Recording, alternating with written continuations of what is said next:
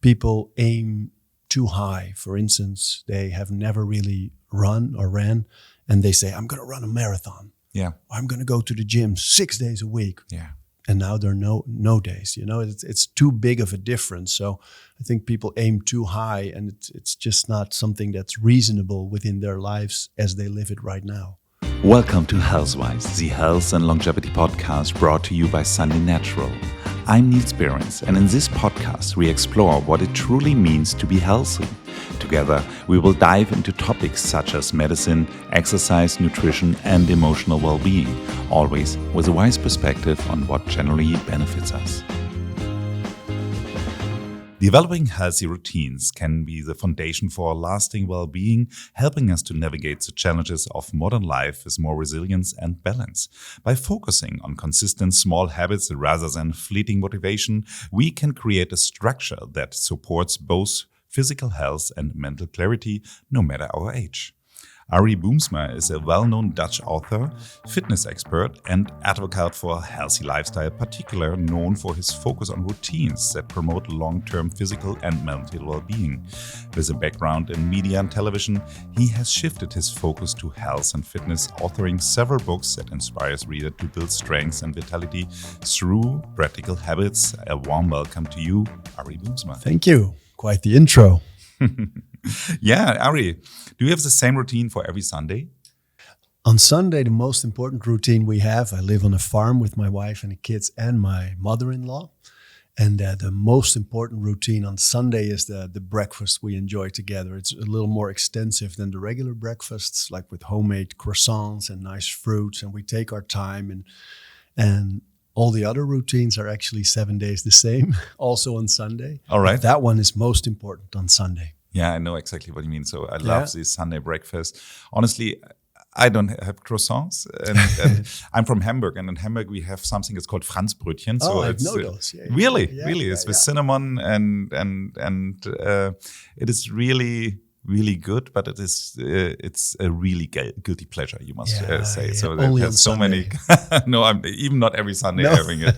I would say I have maybe 5 a year, so something like that. But it's for me, it reminds me of my childhood. It reminds me of my home and everything. So this is the reason, and it's so typical from Hamburg. Yeah, nice. Yeah, nice. So what does a healthy routine means to you personally? So when did you starting to developing it for yourself? I've always liked structure. I was a basketball player, first in the Netherlands and Holland, and later in the US. Oh, really? And so then you must have been really good. Yeah, small school, no MBA, no. But I learned in an early age how nice it is to pull back in isolation and train and get better and start thinking, hey, I can shoot with left as well and get better at it, and it translates to the game. And I saw the Rocky movies in the 80s, and I saw him train, and I thought, oh, that's wonderful. You could just work on yourself and get better. And at this time, I was 14, 15, so my body started changing, and the combination of seeing what training can do in movies, there was no internet yet. Yes. And also training myself and seeing the body change and having some kind of influence on that really triggered for me the love for structure and routines.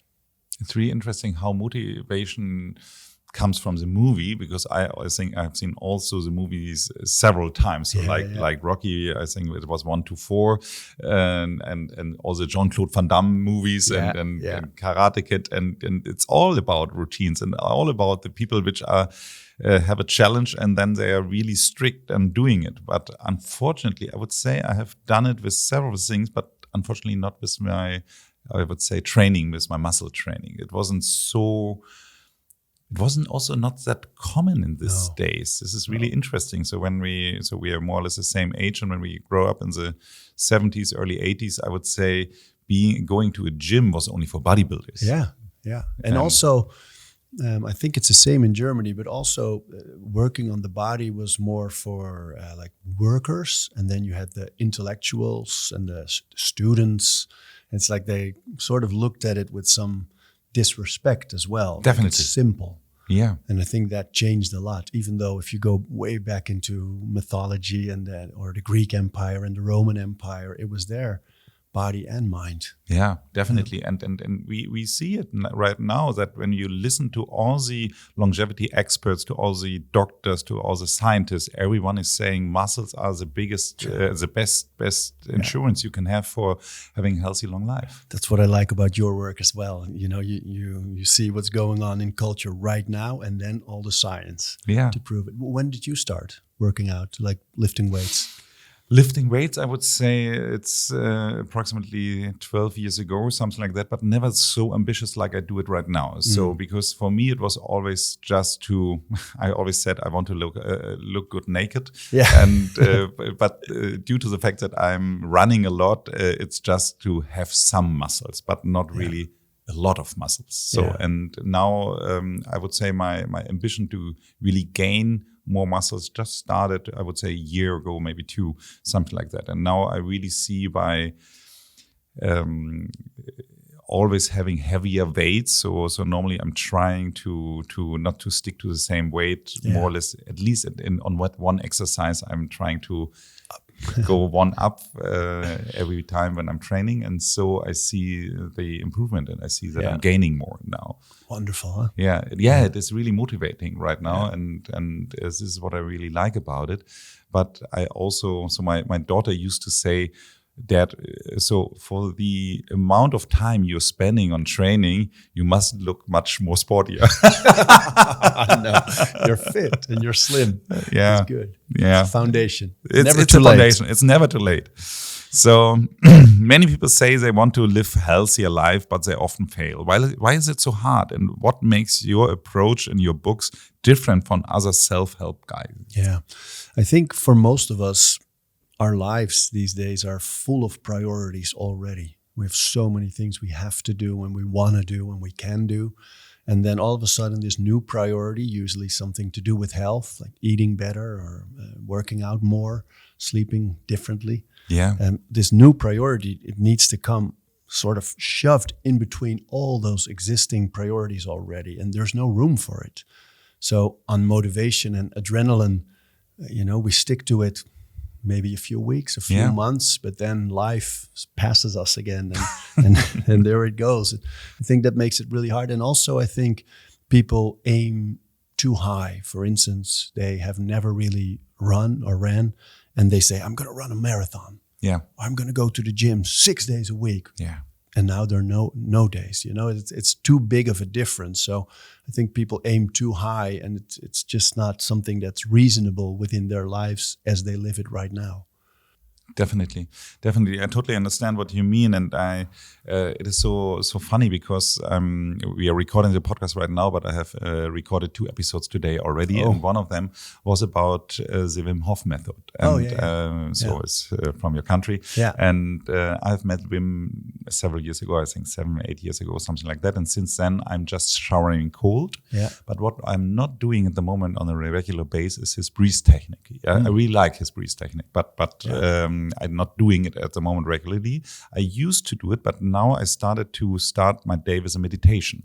Nice. So, and for me, it is now a kind of, let's say, conflict, because even taking the time every day for the meditation means you have to stand up a little bit earlier. And now I'm so motivated after this podcast interview to going back to the Wim Hof routine and starting my day with the breathe technique. But honestly, I doubted that I can spend both, spend my time for both of it. So hard, because I think when it comes to sticking to something that you want to do is always, of course, you have this goal. What do you want to do? And then there's behavior, like the breathing. But there's also the surroundings, like our lives around it. And a lot of times we forget to change or make changes in this life. For instance, if you want to do the breathing in the morning and you don't go to bed early, it's going to be hard. It is. To stick. And I think the challenge for all of us is that if we can make small changes in the surroundings, in our lives, to make some stuff fit, like And I really believe in daily routines. Like a lot of people say, I'll do it on Monday and on Wednesday and once in the weekend. But then you forget Wednesday, or a child is sick, or there's always something. You're going to miss a day. And then all of a sudden the whole week is gone. Yeah. So every day is easier a lot of times. And for instance, for the example of breathing, if you do the entire Wim Hof method, it's 15, 20 minutes maybe, depending on how long your retention is, definitely. Of course. But I would say, so 12 to 15 minutes I need always, yeah. Yeah. And now there's a day that, okay, you're stressed or you have to be somewhere. But even if you do just a minute of breathing, you can still put that check in, okay, I did breath work in the morning. And I really believe in that type of a routine building. Like, I want to do it every day. And if I miss a day, it's not a problem because I did it yesterday and I'll do it tomorrow. It is so interesting because on the same conference where I met Wim Hof, I also met the guy who invented the 7-minute training. You probably have heard of it. Yeah. So it was just a coincidence. He was at dinner sitting next to me, and then I said, "Hey, it's unbelievable! I'm training to your program for so many for so many years already." And then after that, I was really motivated to do it again. And so I started, and I did it for 2 years. Every single day, the 7 minutes, 2 years. And I was on a festival, and it was so ridiculous because there was no place on the festival to do it, but I had to do it. And so I did it behind the toilet, toilet towers. And the same, I was running early in the morning in Paris, and then I just realized that I'm a little bit short on time. And so I did it in front of the Eiffel Tower. And so I really had some funny places where I did my 7-minute training, but I did it every day. Oh, man. And then after 2 years, I had an accident with my bicycle, and I broke some ribs and something else. And so I wasn't allowed to do any sports. And so I stopped. And now, due to the fact that I have now already a track record of 2 years, I'm not motivated at the moment to start again because I have the feeling the track record to break the record is so hard that I haven't started yet again. No. Oh, yeah, so hard. There's you probably know the book by James Clear, Atomic Habits. Yes. And he has this wonderful example. It's by an author named Jacob Riis. He's a Scandinavian author. And he has the example of a stone cutter. Mm-hmm. And it's the theme of the book because he says the stone cutter, if I don't know anymore, I go to the stone cutter and I watch him and I see him hit the rock over and over again. And maybe a 99th or 100th blow, the rock splits. Mm-hmm. And then Jacob Riis says, and I know it's not that one blow, but all the blows before. Exactly. That made it split. And that's a wonderful metaphor for building routines and doing stuff daily.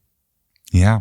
So you mentioned in your book that routines are more reliable partners in your everyday life than motivation. Yes. So have you experienced that also for yourself? Yeah, because I love, well, we talked about the Rocky movies. Yeah. Everybody that loves the Rocky movies, when you hear the Eye of the Tiger, it's like, okay, here I go, motivation. Which is so funny that this was just the music from number 3. So we always think that it is all the time, but it's just the music from number 3. Yeah, but it's most famous. Yeah, it is, definitely. And also you can watch certain videos of people training or doing certain exercise and you think, yes, here we go. And it really gives you a good motivation. But motivation comes and goes. So one day it will be there and the next day it won't.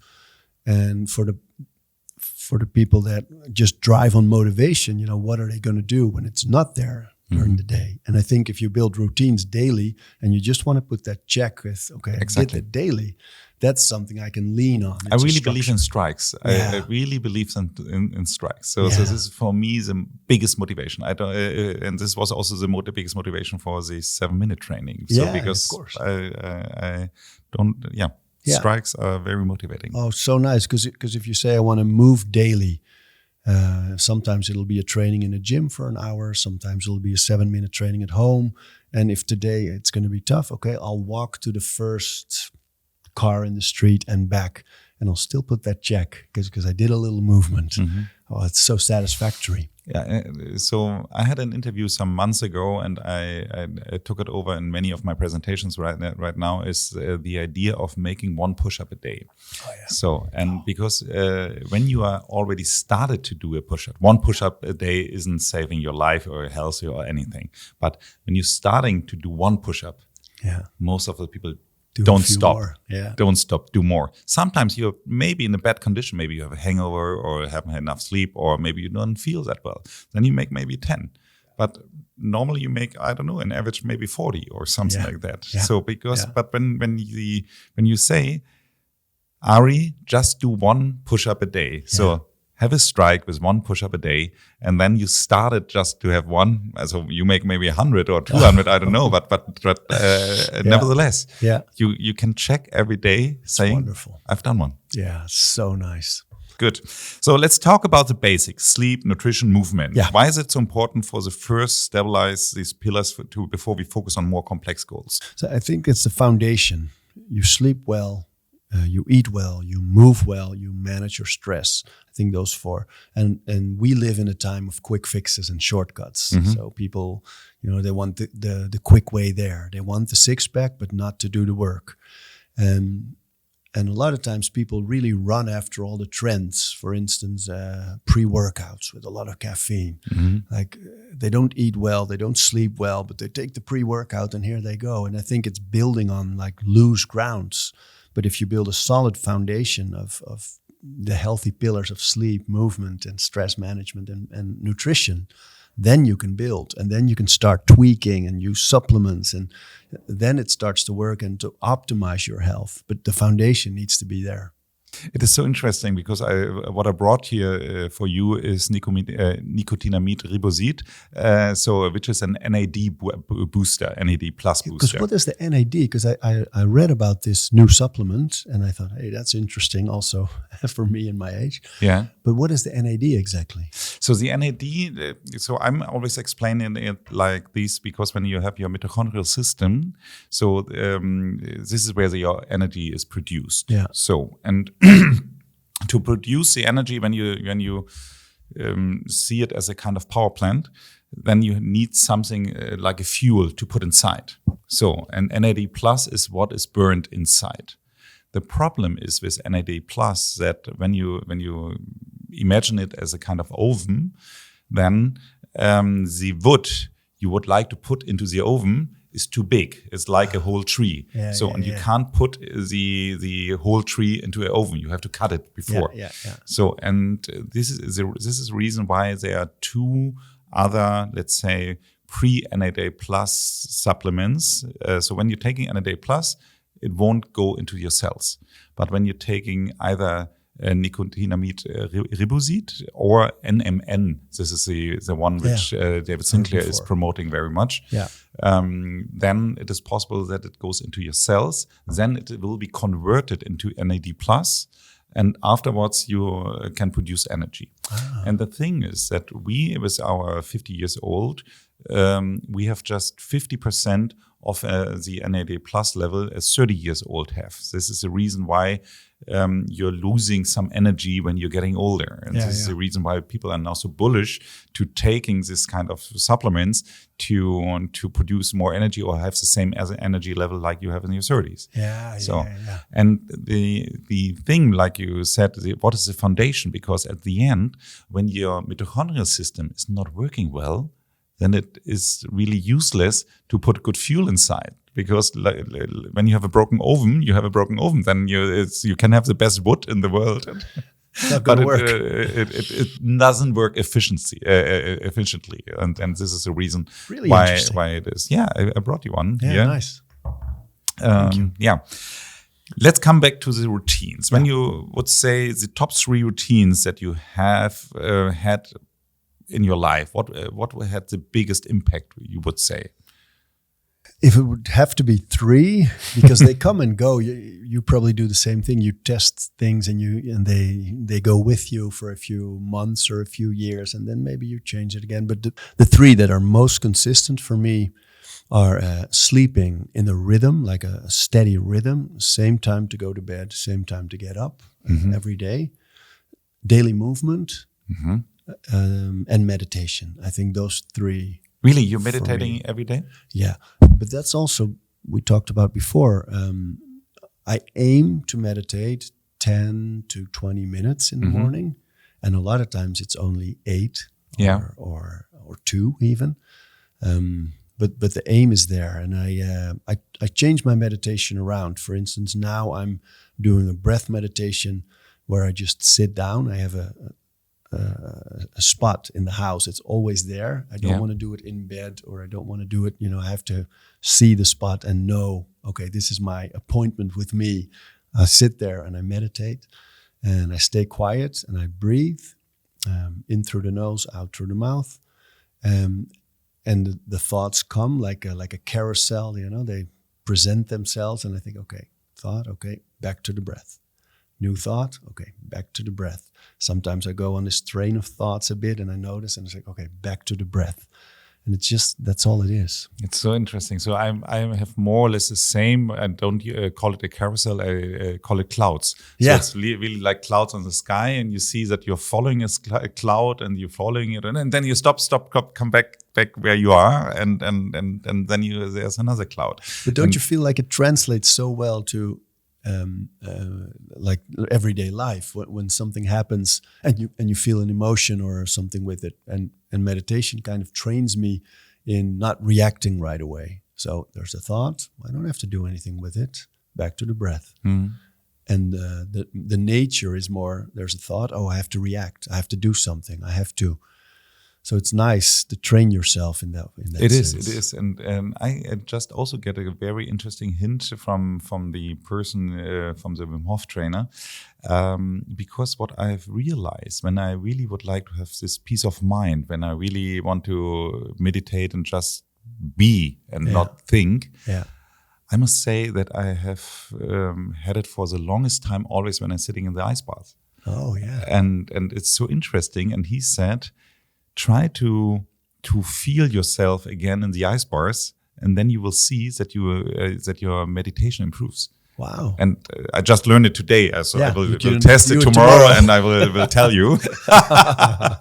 But I'm pretty sure that this will work, because very often when you put yourself in a certain state of mind, that it helps you. And when you have experienced this really peace of mind in this situation, then it could be helpful to come back into this situation. Yeah, nice. I really believe that. And also, when you talk about ice baths, I love it.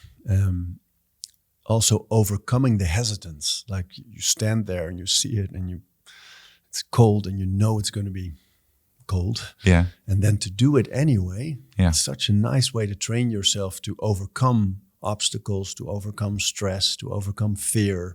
It's a very nice metaphor. It is definitely, and definitely, especially when you have your ice bucket outside, and when you even have snow, and maybe the surface is already ice and everything, and then you say, it is so ridiculous to go into the water right now. And when you're then sitting in there, and after, I would say, mostly after 90 seconds, you're getting used to it, and then you're going down, and then you feel so peaceful. And what I really like about it is, after approximately 1 hour, so not sitting for 1 hour at the ice bucket for sure. So I mean, when you finish it after 3 minutes, 5 minutes, something like that, and then 1 hour later, you have such a good mood. So it is so unbelievable how uplifting it is. Yeah, it's the most wonderful thing to see when people do it the first time. First they have this feeling of they conquered something, and they're proud of themselves, and but then after a while, when the body starts heating up again, and just every cell is alive, and they feel so good. It feels so good. I have to stop to talk about it, because otherwise I definitely have to do it today, but I don't think we have an opportunity to do it.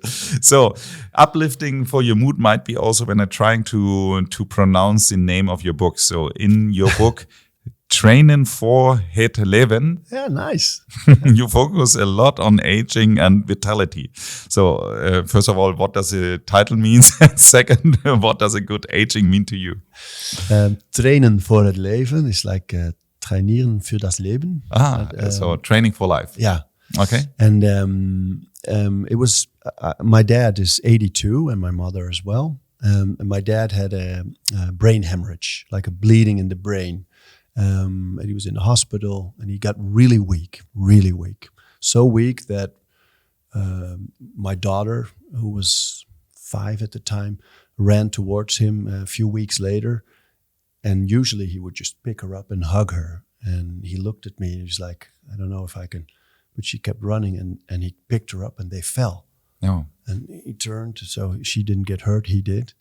But he got so weak. And at that moment, when he got up and he said, I have to get strong again. And we started training together, weightlifting. And slowly but steadily, he got stronger, more confident. And we worked on daily moves, like sitting up and down from a chair, lifting like a plate, a weight above his head, tying his own shoelaces, walking with kettlebells like they're bags, just regular stuff. But he got so much stronger, so much more confident. And now, a few years later, he's so much more vital and energetic again. And my mom and they train together with me, and they also train with a group of 70 plus people every once in a while. And so twice a week they train, they get stronger, they get more energetic, and also more stable. Yeah. Like, for instance, he was in the metro in Amsterdam, and he tripped, but he didn't fall. So he called me up. He said, I tripped, I didn't fall. He was like, my core stability is so much better. Yeah. So it's really, they get their quality of life back. And I saw this, and I knew it from, the science and the publications, but I thought I have to write a book about it, like training methods. What can you do to age well? Not to get as old as you can, but to stay good as long as you can. Yeah, definitely. This is what I really like about it, because I have the feeling sometimes that this whole longevity movement goes into a freak show in a way. So maybe because of Brian Johnson and people like him. And that's not what it's all about, because first of all, you want to stay healthy as long as possible, not to live as long as possible, but healthy as long as possible. And everything you do today to stay healthy as long as possible helps you also to feel better right now, because lifting weights right now makes you more stable, more confident, more active in your daily life. And so it helps you to stay healthy longer, but it also helps you today. Yeah. And this is what I like about it. And this is what is for me so important, to bring the whole longevity movement out of the freak show. Yeah, definitely. I like the work of Peter Attia. Yeah. Outlive is his book. It's wonderful. But he makes a difference between lifespan and health span. Yeah. Like a lifespan is just age, it's just years. But health lifespan is pretty clear defined. So there's a date of birth and date of death. Yeah. So and it's they pretty easy. Extend it, but the health span, how do you stay well? It's wonderful, wonderful knowledge. Yeah. Yeah. No, I totally agree. And this is what I like about it. And this is also where my motivation came from. And all the time when I'm listening to his podcast, or his also, even when you're just following him on Instagram, it's really interesting to follow the snippets he is telling and about VO2 max and about exactly. And this is really Centennial Decathlon. Yeah. And especially when you say that, also this grip strength, for example. So I just wrote an article about grip strength, because some people understood it wrong, in the wrong way, because they said, okay, grip strength, I have to train my grip strength. I said, no, it's just an indicator, because normally when you have a good grip strength, then it is very likely that you are overall in good shape. Yeah. But it doesn't help your longevity just to train your grip strength. Only the grip. No. Okay. So you say it's not about staying young, but it's about aging strong. So what would you say, what kind of training can support us the most? I think just a regular strength training. Like a lot of times with the elderly, we kind of shove them to the margins of our society. It's like, you're done.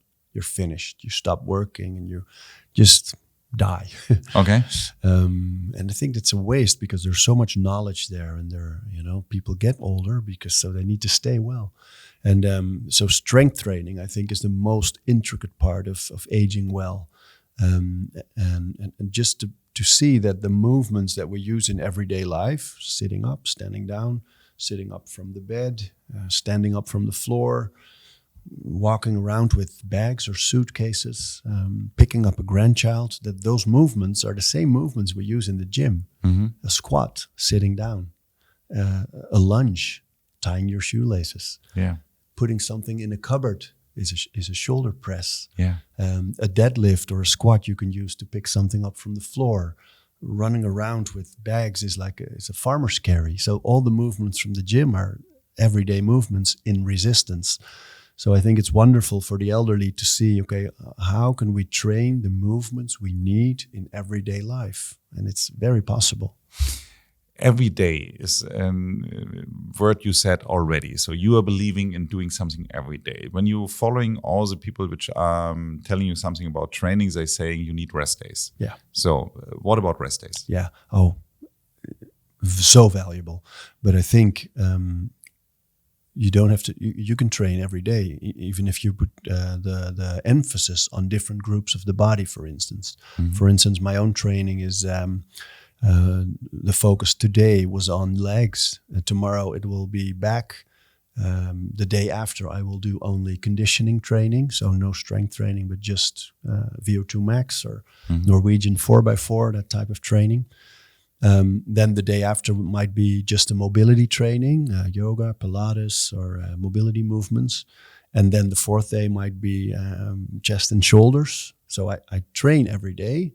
But I don't put the stress of iron, of the strength training on the body every day.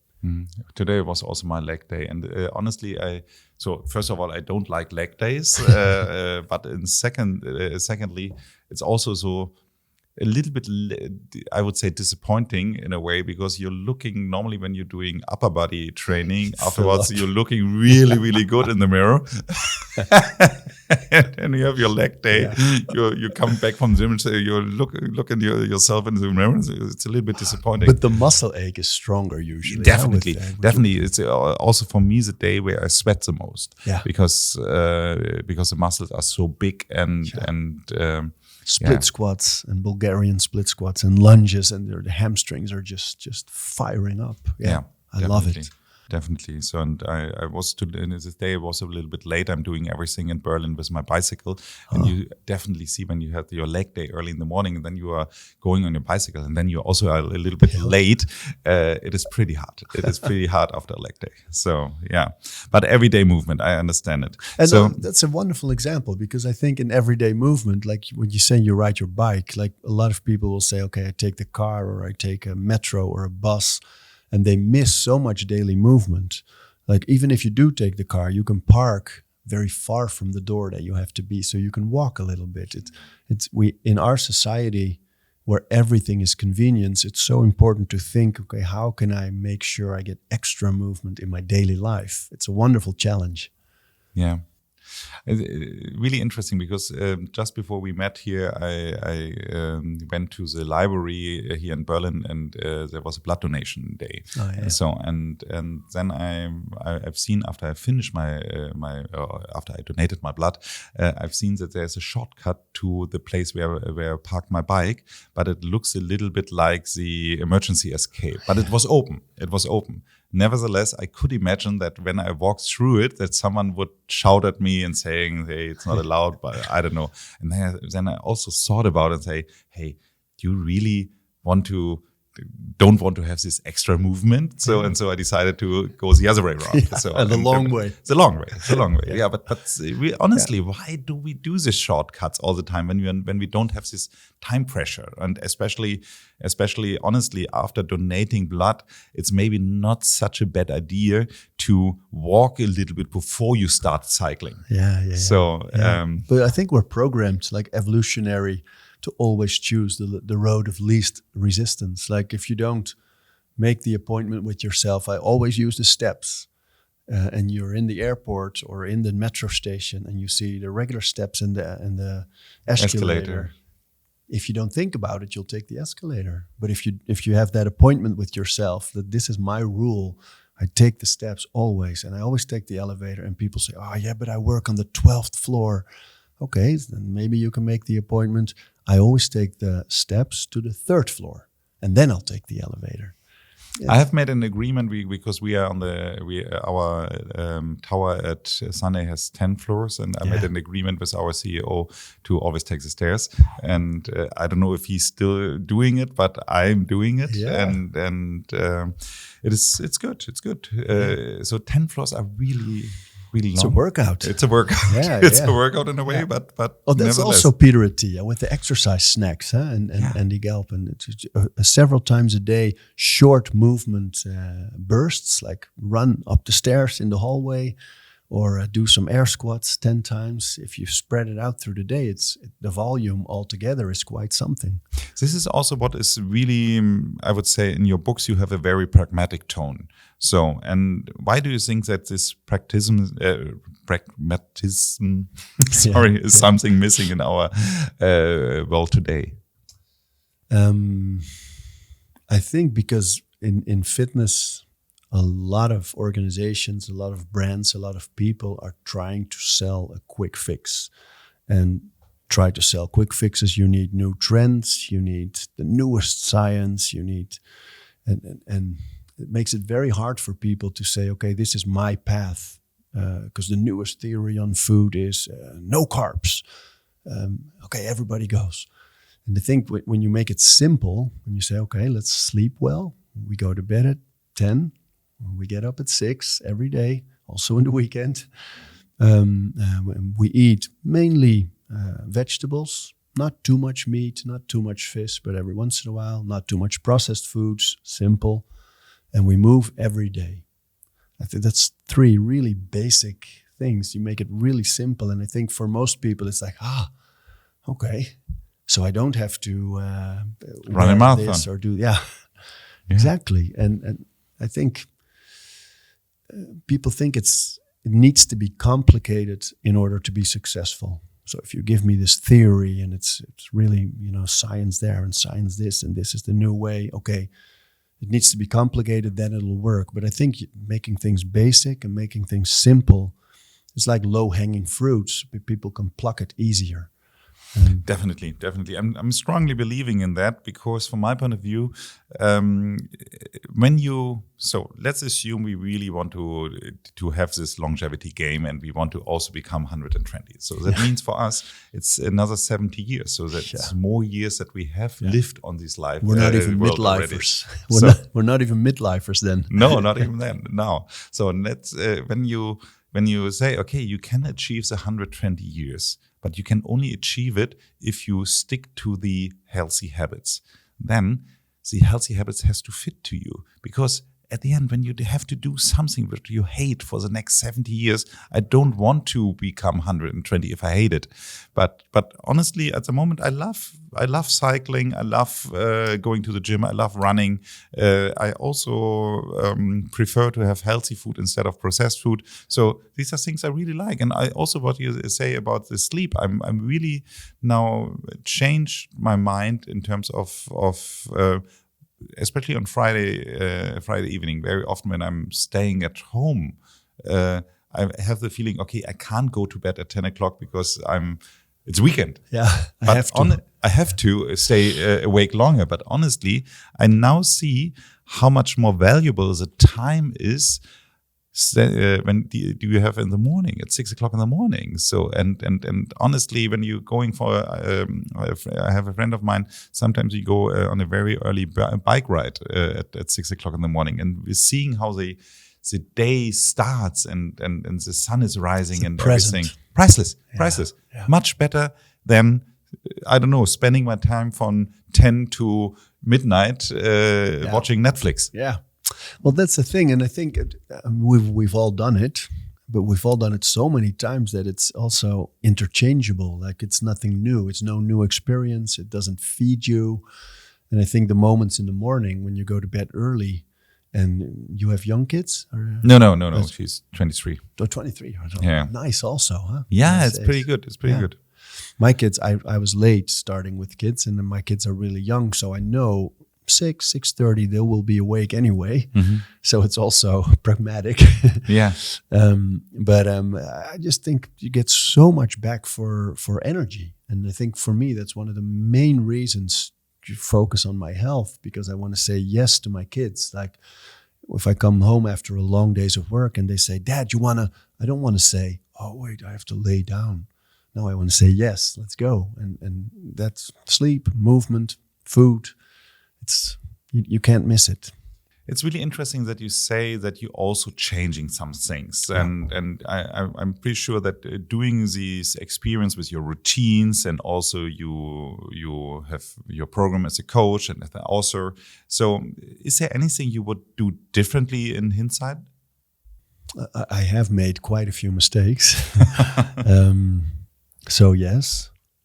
But also, I think the whole game is to try and to make errors. To change. Maybe I would have started with. I started with like when I was quite young. I already tried creatine and proteins, and I think you don't need, those things are wonderful, and I use them to optimize now quite often. But I think when you're young, it's really easy to just use food and sleep and smart training and schedules and programming to make progression. Yeah, and I think I might have started just a little bit too soon with external help. Really? Yeah. Okay. That might be one thing, but if I think about it longer, there are quite a few things probably that I would do different now, at least. Yeah. I would say I just would have started with my strength training earlier. Yeah. So this is something, and also more efficient in a way, because I've seen that I've done more or less the same routine and the same weight more or less all the time. So it was quite comfortable to do it. So I don't have any motivational program to going to the gym, because it was so easy after a while. Yeah. So because you have to do 3 times 10 reps with this weight. Easy and boring. Easy and boring in a way, but also not really efficient. And I think also that's probably what people forget a lot of times, that we think, okay, I have to work out because I want to lose weight or I want to get stronger. And they go to the gym and they put this pin in the machine and they do 10 reps, and the pin in this machine and 10 reps. And there's no thought behind it, because if we start thinking about our lives as like a professional athlete, like a professional athlete knows why they have to train and what they have to train for. And we often don't ask ourselves the question anymore, for what does my life, my work, my private situation need in order to be lived in an optimal way, and then to train for that. That's wonderful. Okay, I want to be strong. I sit a lot. Okay, then I have to compensate. I have a lot of stress. Okay, then I have to, it's so nice to think about your life as if you're an athlete and see how can sports and living healthy support my life, instead of it being like a necessity and, it doesn't work that way. No. So at the end, it's you have to find your own way. Yeah. And how would you say, have you found your balance between, I would say, this discipline and this flexibility? Yeah. I think there's, Jocko Willink, he's like the old Marine or a Navy SEAL in America, and he always says discipline is freedom. Okay. And it sounds rough, but I think it's true, because in discipline is rhythm. Like, for me, it doesn't feel like, oh, you have to. I have 2 brothers that are addicted to drugs and alcohol. Oh, really? And they're both sober now for 12 years. It's wonderful. Yeah. But it was a life of sorrow and of pain and of misery. And to see when they picked up sports, attending AA meetings, like the structure and the discipline of the routines, and it made them happier and productive and safer.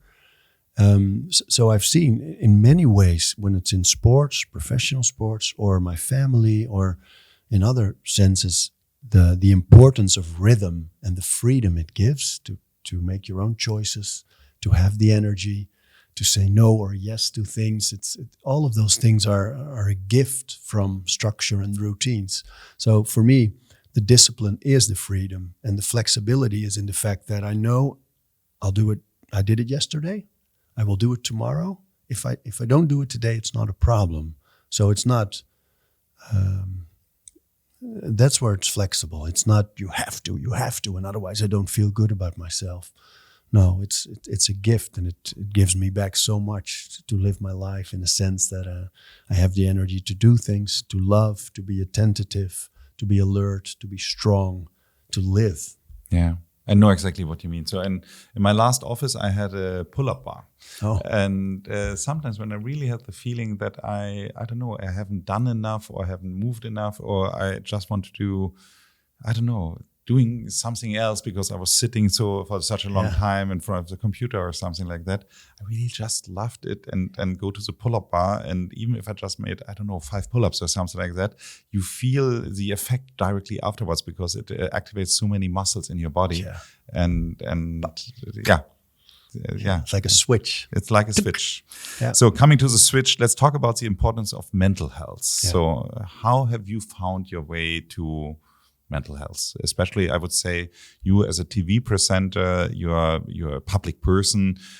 I could imagine that isn't that easy all the time. It isn't. And for me, meditation is a very important tool in it, to train myself not to act on the impulse, but to take time between what I see, what I feel, and how I react. That's an important thing. I've used therapy with a therapist just to talk about my fears, my insecurities, my obstacles in life. Yeah. I really make set appointments with my wife to talk together about life and the things coming at us, and what's going well, what can be better. And I also ask the people in my company, the work colleagues. Every year I send them an email and say, what are my blind spots? What are the things I'm not good at? And I don't see them, apparently. So can you give me feedback on my weaknesses? It's a very hard thing to do. Because the reaction when you get an email and you see these points, you go, oh, no, that's not. Oh, wait. If you experience it that way, it's probably right. Yeah. So those are 4 things that I try to build in my structure. That's pretty good. I had it with my team.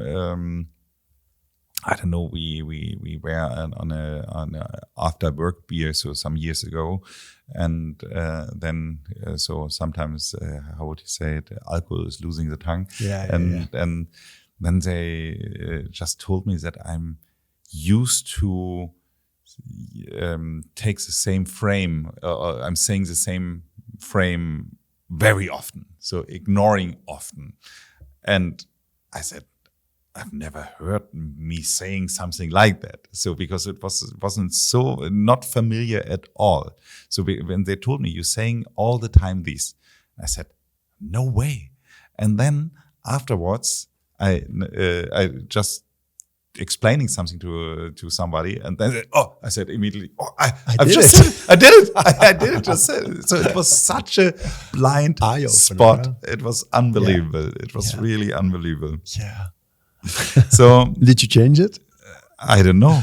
I'm not having the same team anymore. So I don't know. Maybe, but I think yes. Because very often I realize that I'm saying it, and so I think I changed it. Maybe I have something else, because interestingly, the company I was working before, they just saying that I'm using one word very often. It was interesting because it was sensational. So, and I thought, how often could I use the word sensational? So sensational. So because normally it's not a word you can use that often in your daily life, but it seems to be unless you're really enthusiastic. It's good. It seems to be that I'm using it a lot. Okay, yeah, but anyhow. So you often shifted readers to actively engage with life. So have you always lived this way, or was there a moment that you shifted your perspective? I think I've always lived this way, but now it's more channeled towards, it's more clear to me. Like I think as a kid, I was often bored with situations and started to look for adrenaline, or doing bad stuff, or just trying to get this feedback from life, exploring new areas and now I've channeled it more towards life optimization. Like now I know I want to get new knowledge, new experiences, try new things, get better at stuff. Because I know the self-development is so important, and it gives me a lot of satisfaction to do it that way. Yeah. It also changed your mind in a way, I think, so, because when you're really so focused on these, let's say, healthy routines and also eating well and everything. So after I had now today my blood donation, I get a bucket full of sweets. And sweets I really loved in my past life, and what I don't want to be rude and not taking it, but I really looked at it and I said it was pure sugar. So so I.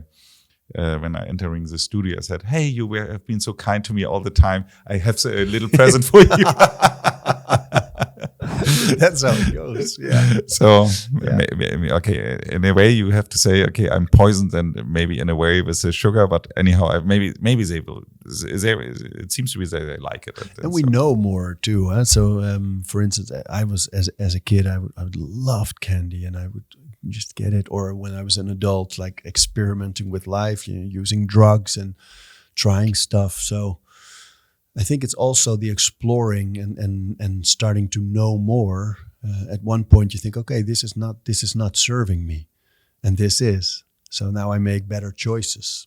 And when I do choose sweets or less nutritional stuff, I know, and I also know how to compensate. So I think that's a big difference in. Have you observed that your health promoting routine had also an effect on your relationship or social life? Yeah, definitely. Yeah. Especially on the in the 20s, going out to clubs and parties. When that stopped, you lose friends. Mm-hmm. Like some friends did keep going into that, or even when they're parents, they're still like, okay, put the kids with a nanny and we'll go party. And so that changed. Also, I notice when you're visible with health, a lot of times people already expect that you will judge them. For instance, when they're a little bit too heavy, and they'll say, "Oh, yeah, I need to go to the gym," and before they say anything, or you probably never eat this, but so there's so much judgment when it comes to food or appearance. So that really changed. That I always try to be accessible, and always try to say, when it comes to health, you have to be invited to the conversation. You don't want to be like an evangelist pushing it down the throat. Like a typical vegan. So how can you identify a vegan? He will tell you that he's vegan. So I know. So that changed, I think, in the relationships. But I think it presents the challenge as well to always make stuff accessible. Always go from fun. Like living like this will give you so much. It's not a sacrifice. It's fun. You get energy. You get to do stuff, and you get to explore and be strong, and so much positives from it. So, but it did change, yes.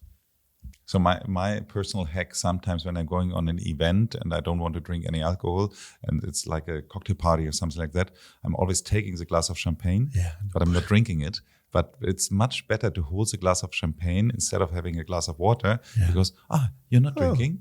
So you're starting some discussions. Yeah. And I'm sometimes not in the mood to have the discussion, and so I prefer to have the glass of champagne for the exactly. You're still drinking? You're still drinking, Nils? How many is that? So what goals have you set for your own health and fitness in the coming years? I want to keep up with my kids. Okay, so that's good. Especially when they're pretty young. So let's see. So the next 20 years are safe. Yeah. That's the goal. And I want to up my VO2 max, I think. You want to Make it better again. Make it better again. Yeah. How high is it at the moment? I don't know exactly how high it is, but I do notice that I haven't worked on it enough. In my schedules before, there would always be real VO2 max training, like the Peter Attia stuff. And now I do quite a bit of endurance, but I don't do many sprints. So I have to, first of all, test it again so I know the marker. And then in the next few years, I want to see, okay, how can I improve it? Same here. Because due to the fact that I was used to run, let's say, at least 4 times a week. Yeah. Now I'm more 2 times a week, so really running. So I'm running also to the gym, but it's just 4 minutes and then 4 minutes back. So in total 8 minutes. I'm cycling every day, but just for transportation. Yeah. But I see that having this running routine 4 times a week is much more beneficial for your VO2 max. Yeah. But on the other hand, I'm took the time. I'm not running now for strength training. Yeah. So that means due to this, I would say in total I have I think 3 points of my VO2 max. But I was at 56 and now I'm at 53 right now, so I'm still good. Yeah. I would say, and especially in comparison to our age group.